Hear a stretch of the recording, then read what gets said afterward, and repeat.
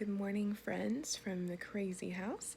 As you can see, I have just gotten up and I'm sneaking one of these calls in before my kiddos wake up. They are sleeping late this morning. I don't know why, but I am thankful for it. And so here I am bringing you a morning minute on Friday. Woo woo, Friday. Woo woo.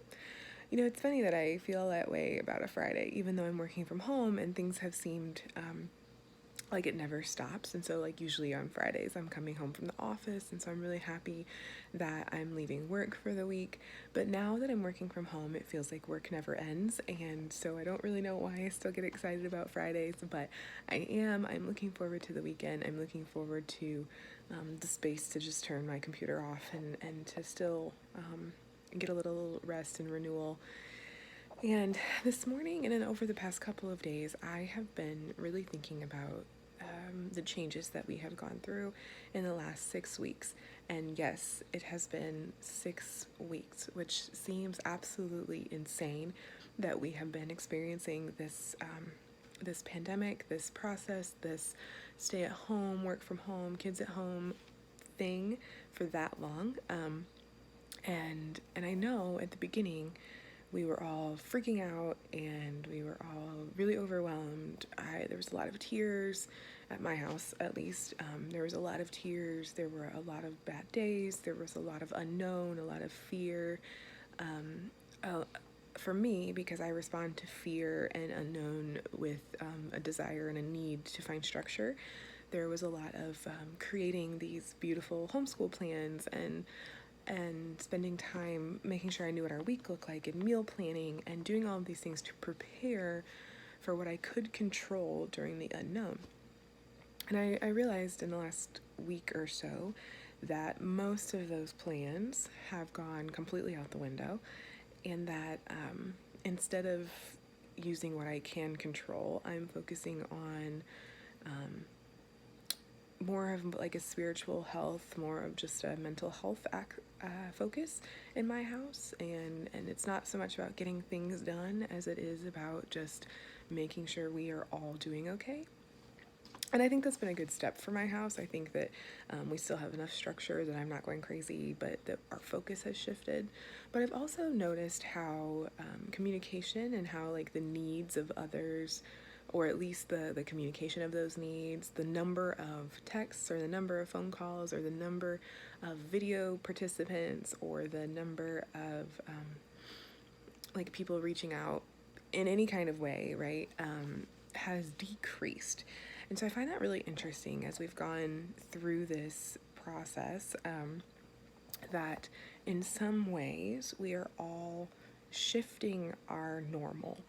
We are moving out of, I mean, we're very much still in the middle of this, but we, in some ways, are moving out of crisis mode and into like deal with it mode. And I don't know if that's really how to put it, but that's how it feels at my house, is that even though there are still many days of tear and fear and uncertainty and frustration about the process and what's going on around us, we've settled into this kind of routine. We've settled into like less of a crisis mode when it comes to like how are we going to get food and how are we going to make this work. And it's just been a weird transition, and I'm really thinking a lot about like some of the Zoom calls that we had initially set up, because we were like, oh my gosh, how are we going to survive without people, and how are we going to do this, and how are we going to stay connected. And for the first few weeks, you know, several people for all these different calls would show up, and now this is week 2 of no one showing up to the calls, and that's been several calls over my week that nobody has showed up to, and I log on every time just to make sure, but it's been a really interesting shift to see that nobody is doing that. And so I'm wondering what has changed, you know, in your home, where you feel like maybe you're handling this situation a little bit better. Is it becoming a little bit of a new normal for you? And as we move forward in this process, what does that look like? What does it look like when our lives have shifted so hugely away from what we considered normal for so long, but has just shifted into this new dynamic of what this might look like? I was talking to a friend a couple days ago, and we said, you know, even when things open back up, it's still going to be really hard to go back out. And that is a huge shift in mentality from where we were, say 10 days ago, and even 2 weeks, 10 days ago, where we were saying, oh my gosh, I can't wait to go to Target, or oh my gosh, I can't wait to get out of this house and go to Starbucks, or I can't wait to get out of this house and take my kids to daycare. And now I'm saying, I don't know. I don't know when I'm going to take my kids back, or I don't know when I'll go back to the store. And so that just seems like something has shifted in our heads. And so I've been thinking about what in our life stays constant. And I know this is going longer than our normal daily minutes because I'm chatty this morning, but I've been thinking about what stays constant, right? And the obvious answer for those of us who are followers of Jesus is that God stays constant. Jesus stays constant. His love for us stays constant. But sometimes I think it's hard to just see that in the midst of so much change, so much other change around us. But Hebrews 13:8 says, Jesus Christ is the same yesterday, today, forever. And I find that comforting in the middle of this change, even if we don't know what the new normal looks like, even if this does become our new normal. I mean, maybe this is it for a while. Maybe we're all supposed to be home and spending more time with our kids and working through things. Maybe we're supposed to be focused on the needs of our community right now. But throughout it all, Jesus remains constant, and that he never changes. There is no change to him whatsoever. So even when everything around us shifts, God doesn't. And I find that really comforting. I found that comforting when I'm questioning the changes that we're experiencing. I find that comforting when I'm looking at the way our normal has shifted and how we're kind of getting into this routine and relaxing into this season a little bit. Malachi 3:6 echoes that and says, I, the Lord, do not change.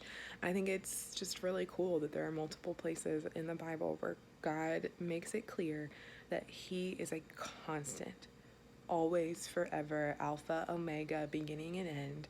He is a constant through it all. And this is not the first time that things have happened in our universe. This is not the first time something horrible has gone on.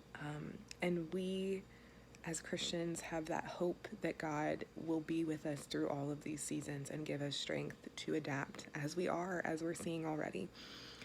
So these are just the thoughts going on in my head this morning. I wanted to bring you those words of hope, and I wanted to just check in with you, see if your new normals are shifting as well, if you're feeling these things. If you're not, I love to hear it.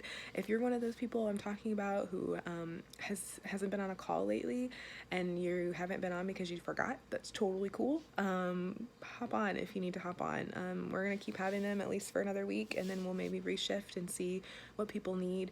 If you have ideas about what you think we need as a community, as a Trinity community of women, please let me know. I would love to hear them because we are moving into a new month and we can make changes, we can make shifts as people need. So I love you guys, and I hope to see you soon. I hope you get outside and enjoy this amazing weather and get through your Friday into an incredible weekend. And I'll see you guys soon. Love you all.